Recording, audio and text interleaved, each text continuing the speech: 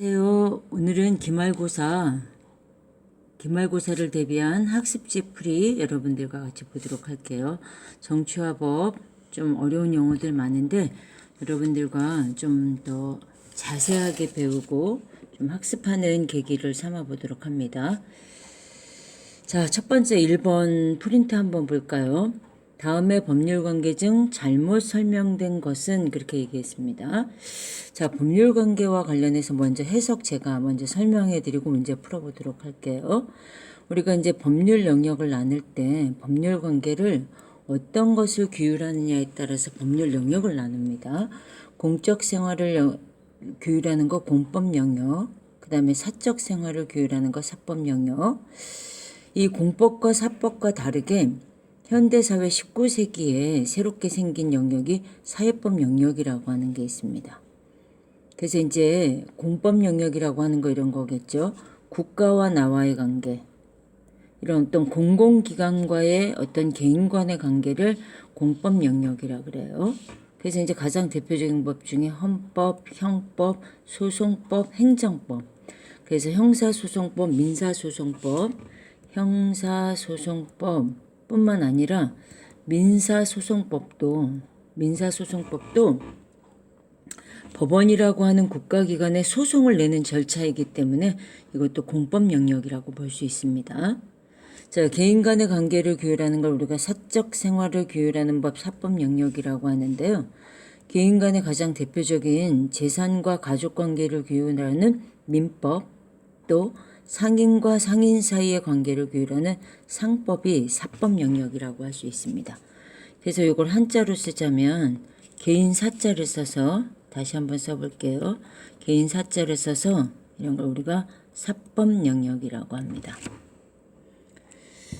자, 법률관계의 대표적인 중요한 영역 중에 사회법이라고 하는 게 있어요.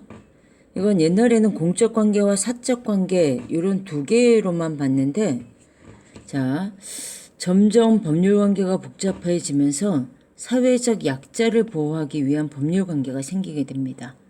그래서 이거를 자, 공법과 사법이 아닌 중간 영역, 또 제3번째 법 영역, 또 다른 말로 얘기하면 사법 영역이었는데 공법화되었다 그래서 사법의 공법화 현상이라고도 해요.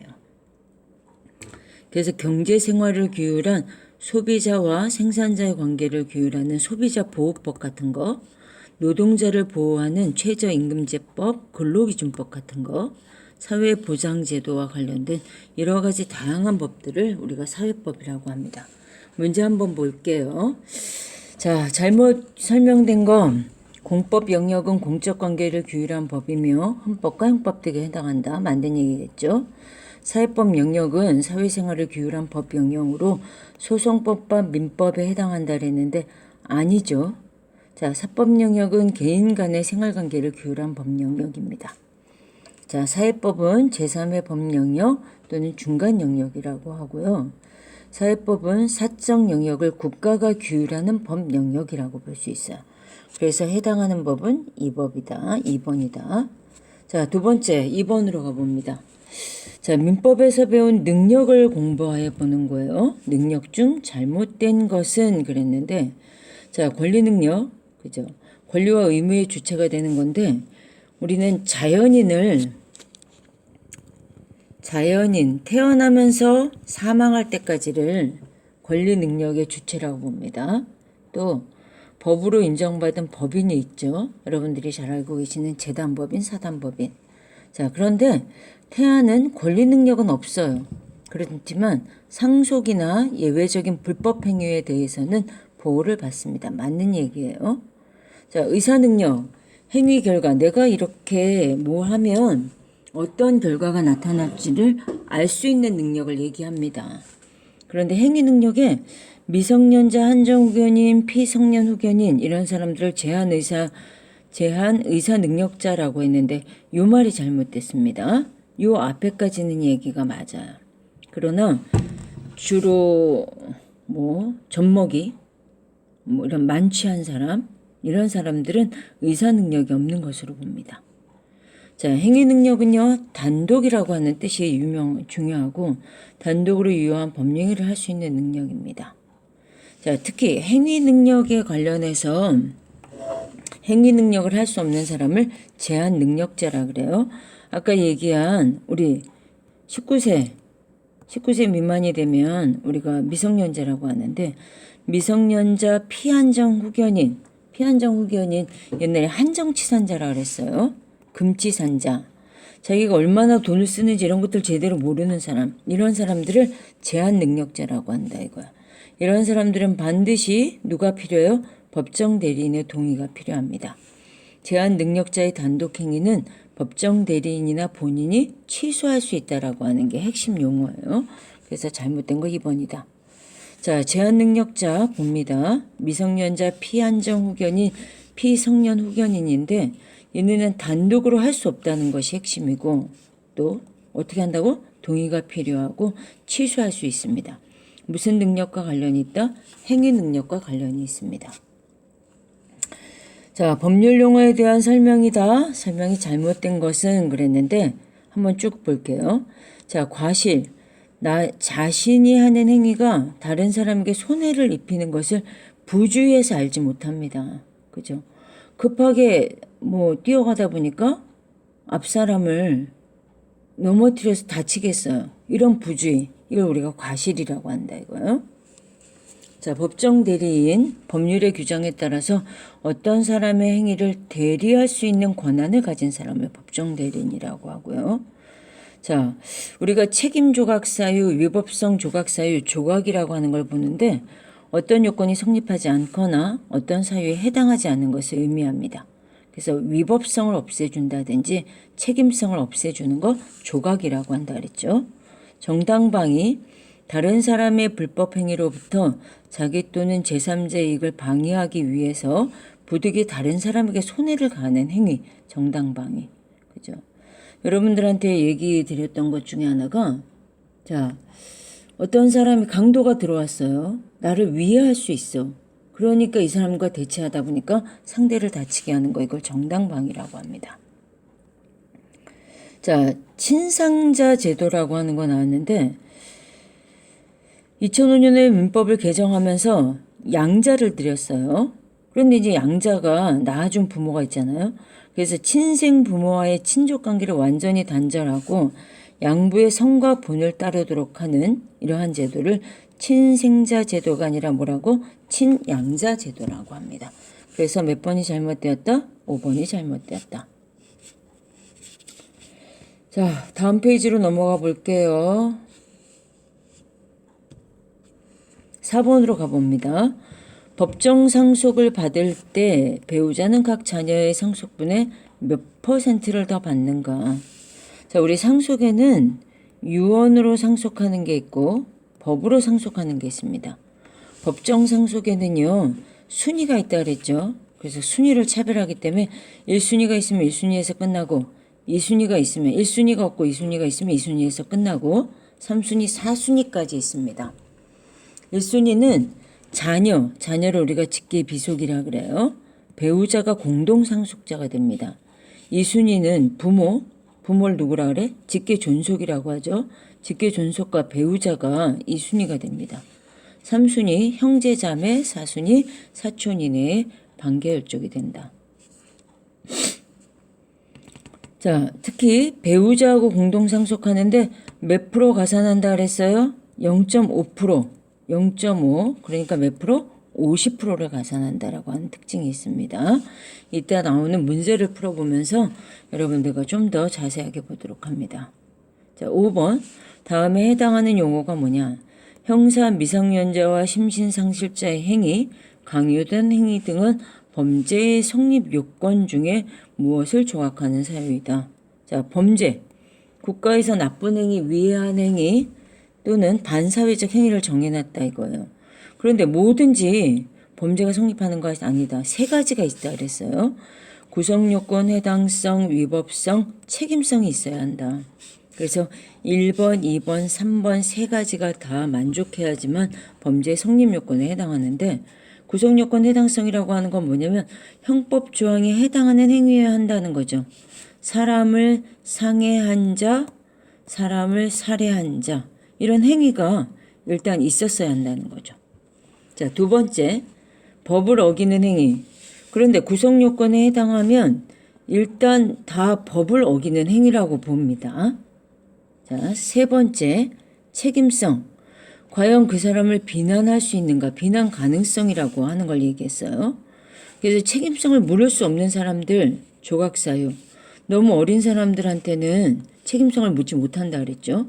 그래서 우리 14세 미만자, 또 심신이 상실된 사람, 또 강도나 이런 사람들에 의해서 강요된 행위 등에 대해서는 뭐를 조각해 준다고요? 책임성을 조각해 줍니다. 그래서 답은 뭐다? 2번이 답이다.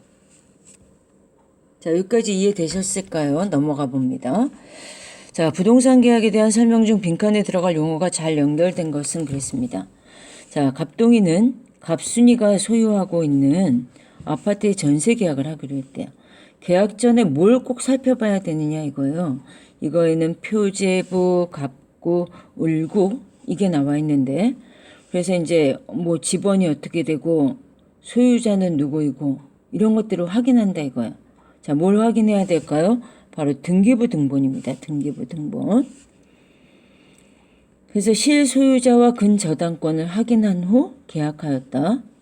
자, 경매가 된 다음에 우선순위로 보호받기 위해 전세계약서를 주민센터에 등록하는데 이거를 뭐를 확인받는다고 한다고요? 확정일자라고 합니다. 그죠? 확정일자를 확인받는 법적 조치를 취하였다. 자, 7번으로 가볼게요. 아버지, 어머니, 아들, 딸 4명의 식구가 살고 있대요. 그런데 갑자기 아버지가 심장마비로 돌아가셨어요. 이때 아버지의 자산이 7억이라고 할 때 배우자인 어머니가 받는 법정 상속분은 얼마인가? 자, 1순위죠. 배수 1순위. 법정 상속 1순위입니다. 아버지가 돌아가셨을 때 엄마는 가산한다 그랬죠. 1.5. 자, 아들 1입니다. 딸 1. 그러면 총 더해보면 3.5죠. 그러니까 3.5로 나눠야 된다 이거야. 몇 억을? 7억을. 그러면 1이라고 하는 분량이 바로 2억. 또 2억. 요건 1.5니까 얼마? 3억. 그러니까 엄마가 받을 몫은 얼마다? 3억이다. 자, 8번으로 가봅니다. 다음 사례를 바르게 설명한 것은 뭐냐. 병은 길을 가던 중에 저절로 목줄이 풀린 이웃집 개가 사납게 달려와 자신의 허벅지를 물려고 하자 놀란 나머지 개를 걷어차서 개가 상처를 입히게 되었다 이거예요. 그래서 이런 걸 우리가 위법성 조각사유라고 합니다. 그죠? 자, 첫 번째, 병의 행위는 범죄에 해당할까요? 아닙니다. 그죠? 자, 고의가 있었으므로 범죄에 해당할까요? 아니에요. 고의가 아니죠. 자, 위난을 피하기 위한 이런 걸 뭐라고? 긴급 피난이라고 합니다. 그래서 범죄에 해당하지 않습니다. 뭐를 조각해 준다고? 위법성을 조각해 줘요. 그죠? 책임성 아닙니다. 구성 요건과도 상관이 없어요. 자, 상속에 대한 설명이다. 설명 중 바르게 설명된 것은 그랬는데 자, 특히 상속 중에 법정상속이 있고 또 유언상속이 있었어요. 법정상속과 유언상속에 대한 설명인데 자, 유언에 의한 상속 구두로도 가능할까요? 안 됩니다. 우리 유언에 의한 상속은요. 아주 철저한 요식주의라고 그랬어요. 절차와 요식, 요하는 것들을 거치지 않으면 결국은 인정받지 못합니다. 자, 상속인이 될 직계에 비속되는 형제 자매가 상속기 시전에 사망했어. 그렇지만 그래서 결격자가 됐다 이거요. 순위의 가름에서 상속인, 그죠? 순위의 가름에서 그 배우자나 형제 자매, 배우자나 이런 사람들이 상속하는 걸 뭐라고? 대습상속이라고 합니다. 2번 설명 맞는 얘기예요. 1순위 직계존속 아니죠. 2순위 사촌 아닙니다. 자, 재산도 상속되며 재산의 상속이며 빚은 상속되지 않는다? 아니라 그랬죠. 채무도 상속된다 그랬습니다. 채무도 상속된다. 자, 10번 손해배상에 대한 설명이 잘못된 것은 그랬는데 불법행위와 채무불이행 시, 그죠? 남에게 손해를 주는 행위가 불법행위였고 채무를 제대로 이행하지 않는다 이거예요. 며칠 날 와서 벽지 발라주기로 했는데 안 했다. 식자재 공급하기로 했는데 안 했다. 이런 거 채무불이행이라 이거예요. 맞습니다. 위법한 행위로 가해자 측이 손해를 보전해 주는 것을 얘기합니다. 손해배상. 정신적 피해에 대해서도 정신적 손해에 대해서도 청구할 수 있다 그랬죠. 이걸 위자료라 그래요. 자, 예측하지 못한 후발 손해도 청구할 수 있습니다. 자, 그렇지만 원물 보상을 원칙으로 하지 않습니다. 자, 어떻게 한다? 금전으로 보상하는 걸 원칙으로 한다. 자, 넘어가 봐요. 11번. 다음에 해당하는 죄형 법정주의 원칙은 그랬습니다. 무엇이 범죄이고 그 범죄에 어떤 형벌이 부과되는지 법률에 무슨 용어가 있어? 명확히 기재되어야 한다.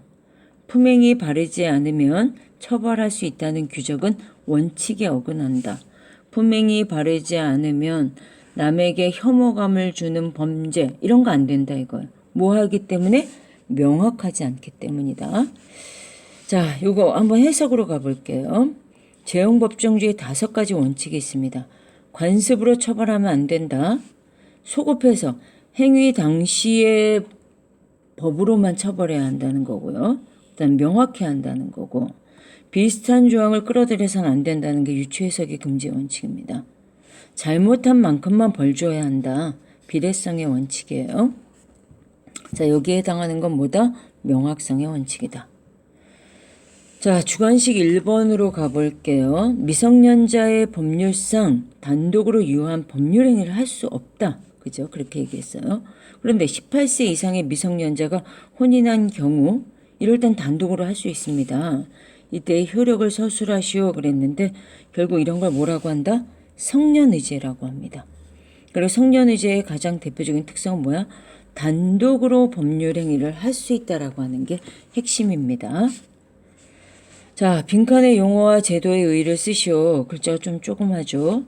협의 이혼 시에는 일정 기간을 그죠? 이렇게 두는 기간을 뭐라고? 숙려 이글 숙자에다가 그죠? 생각할 여자를 쓴다 그랬죠. 숙려 기간을 두고 있고 재판상의 이혼은 또 법원이 신청한 후에 뭐를 해야 돼요? 조정 절차라고 하는 거 4주 후에 뵙겠습니다라고 하는 조정을 거쳐서 재판을 확정한다 이거야. 그래서 용어 2개는 숙려와 조정인데 이건 뭐야? 신중한 이혼. 신중이라고 하는 제도의 신중하도록 하는 거죠. 법률행위를 하는 데 있어서 어느 정도 기간을 둠으로써 신중한 결정을 하도록 한다는 게 핵심입니다. 자, 주관식 3번으로 가볼게요. 유언 상속의 경우 배우자 및 일정 범위의 친족에게 보장되는 유산의 일정 부분을 의미하는 것을 무엇이라고 하느냐? 그죠? 유언 상속으로 전부 다 어디 대학에다 기부했다. 복지단체에다가 전부 전액을 그죠? 상속했다.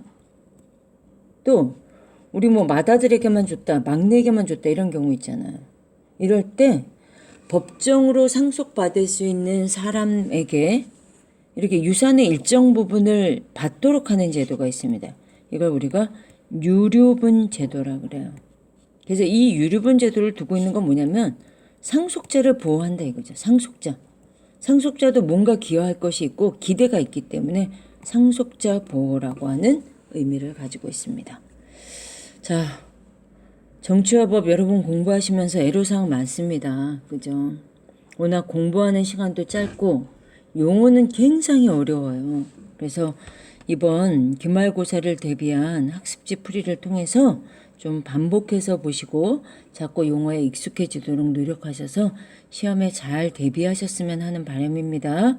감사합니다. 이것으로 이렇게 오늘 강의를 마칠게요.